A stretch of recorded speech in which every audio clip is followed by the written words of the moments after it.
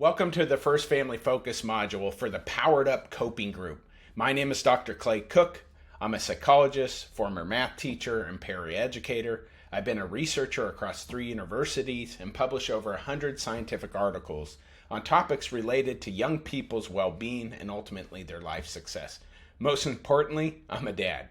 If you're watching this video, you have a student participating in this group. I'm going to get into what this module is about in a minute, but first I want you to imagine. What I want you to imagine is fast forwarding to the future. And in this future, your student is equipped with the knowledge and skills to confront emotionally challenging academic, social, and personal situations that cause strong emotions to show up. And rather than letting those emotions take control over and make decisions for them that ultimately may get in the way of goals and who they want to be, they're able to manage those emotions, to navigate those challenging situations, to make positive decisions that are in their best interests and those who they care about the most. That future is ultimately what this group is about. So let's go over the purpose of this module. First, who is it for? This module is for you. It's for people who play a significant role in the student's life. It could be their parent, legal guardian, other family members who are trusted adults. So that's who it's for. What is it about? It's to learn about what the Powered Up Coping Group entails, from the core features of it, which I'll get into. There's 3 of them. What are the skills for success? This group is about learning skills that enable students to be more successful in school and outside of school. And what are the desired outcomes? By participating in a group like this, what are the intended outcomes that would benefit the student? And why is this module important? From being able to keep you informed along this process, to being able to partner with the school, to be able to join forces to support the student, and ultimately understand what those specific skills the student's going to learn and how to support the use of those skills outside of schools.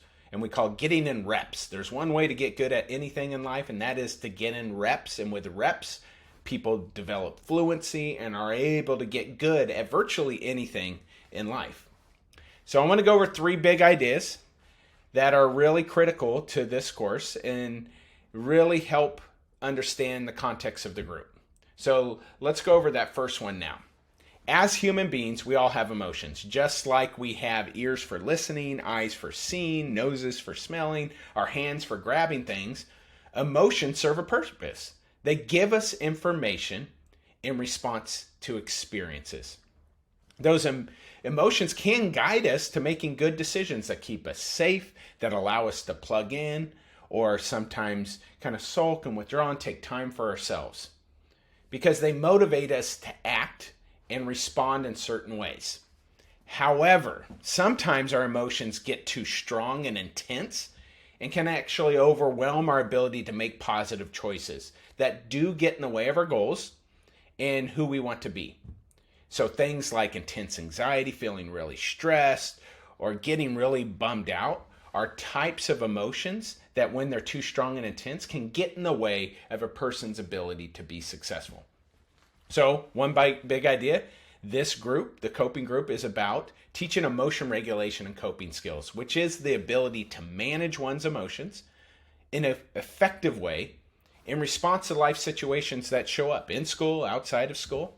And it involves the ability to, 1, identify and label emotions, understand the causes, what makes emotions show up, and the consequences, what happens when strong emotions show up with regard to our behavior and the situations we're involved in.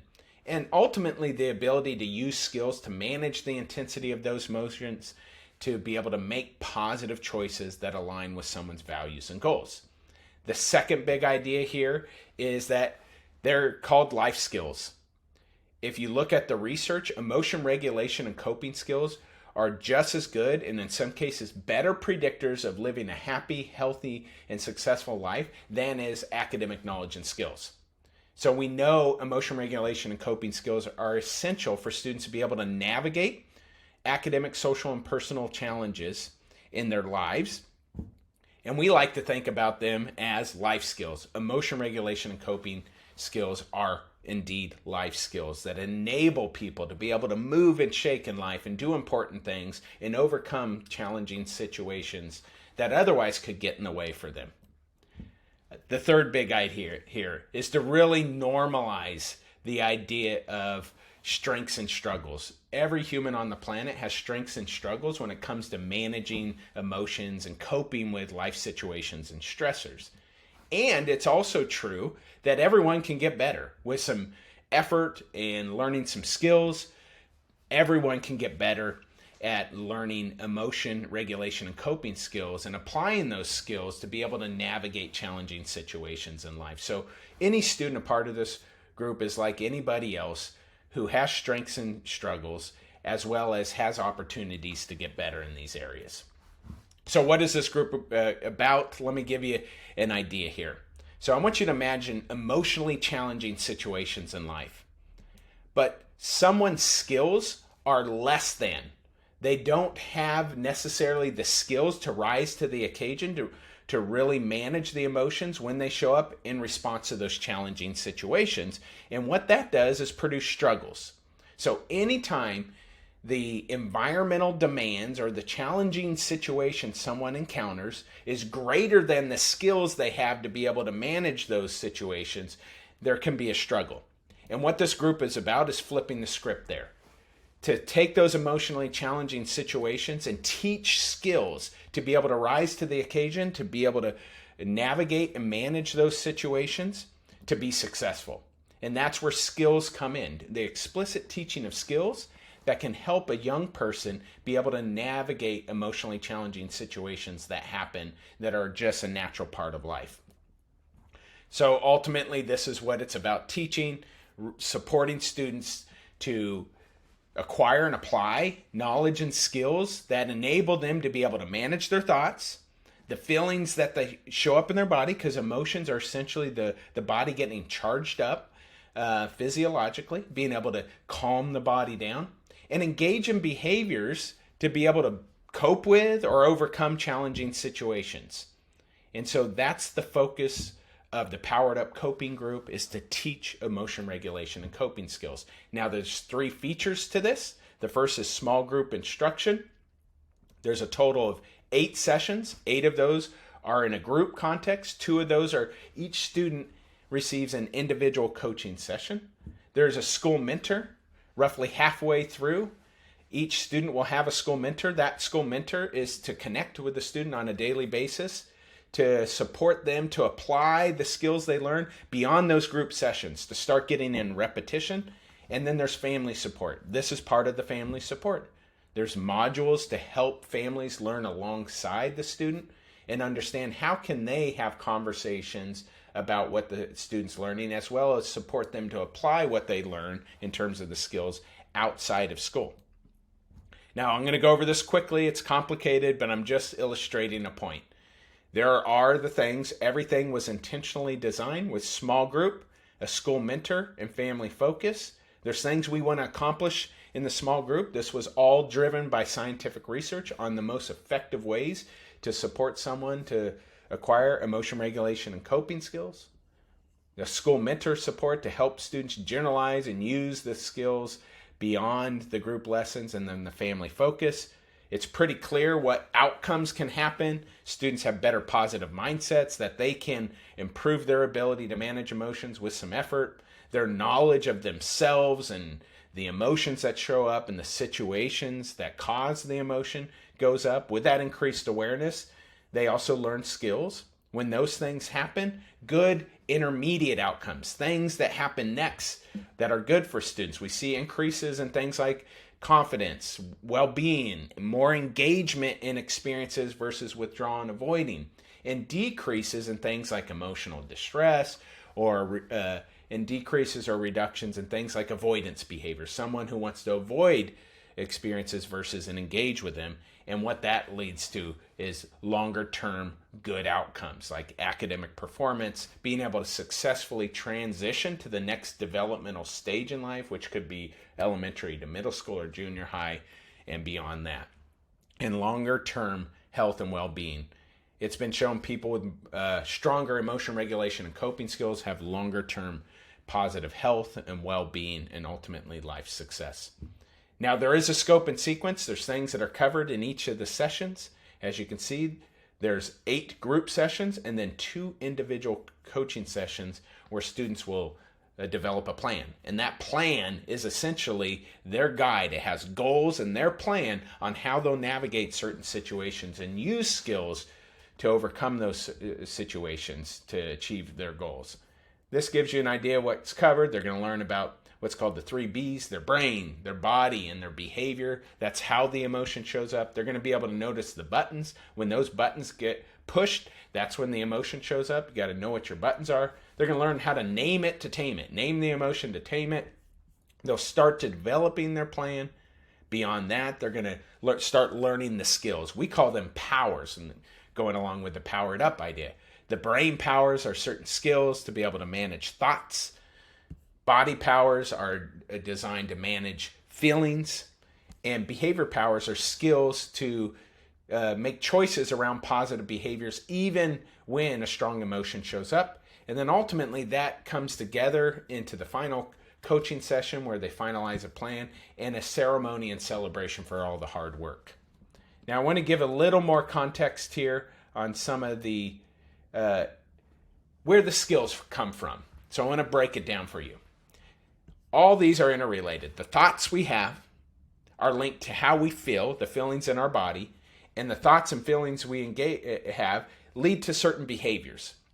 So if I have really helpful, positive thoughts, I'm going to probably feel pretty good, and that's going to lead to certain behaviors that are probably in my best interest or others. I could also have certain unhelpful thoughts or negative thoughts. That's going to cause me to feel pretty crummy. And because I feel crummy, I'm going to be more motivated to engage in behaviors like withdraw, or I might seem irritable.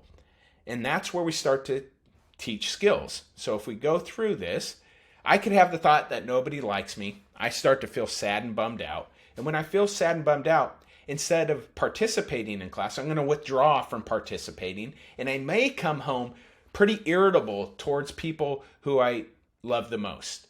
And so that's how thoughts, feelings, and behaviors are all interconnected. I could have different ways of thinking. Let's imagine instead of a rough social situation, I have the thought, not everybody has to like me, and that's okay. I might feel a little more upbeat. I'm probably going to participate in class because I have a little more energy, and I'm going to be kinder at home. So the way in which we approach this is we can teach skills. We can teach brain skills, we can teach body relaxation skills, and we can teach behavior skills. And that's ultimately what the Powered Up Coping Group is all about, is teaching those skills. Now, in this group, we call them powers. And I'm going to go over some of these quickly, but these are the powers. There's certain brain powers. We call them up thoughts and down thoughts. Or the hero power. What would my hero think in response to this situation that could cause me to think and feel and behave better? These are the body powers. How can I calm down my mind and body so I feel in a better place to be able to make a good decision? There's 2 skills that get taught, or powers. And then we have behavior powers. And those are, even if the strong emotions and my brain and body powers don't work, how can I focus on engaging in behaviors that represent the positive choices? And there's 2 of those, the opposite power and getting good at asking for help. Now, all that goes into a personalized plan that begins early on, about midway through the group sessions. There's an individual one-on-one session, and this is what the plan looks like. The student's going to develop some goals, and then they're going to identify what their buttons are. They're going to notice how the button shows up in their brain, body, and behavior. That prepares them to be more aware of the situations and the emotion, so they're better able to manage it when it happens. They're going to name it to tame it, like come up with a bona fide name for it, and then draw it out. What would it even look like? That naming it to tame it is a strategy that helps young people externalize and begin to look at the emotion to manage it versus look through the lens of emotion. I'm angry, and they're not separating the emotion from themselves. When we name it, we can distance ourselves from the emotion and start to use skills to better regulate and manage the situation.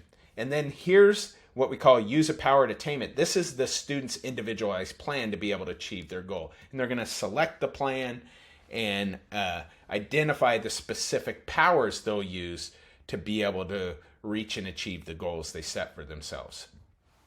A few things to wrap up here. How can you support? We see there's two ways that families outside of school can really support this group that happens in schools. One is communicate.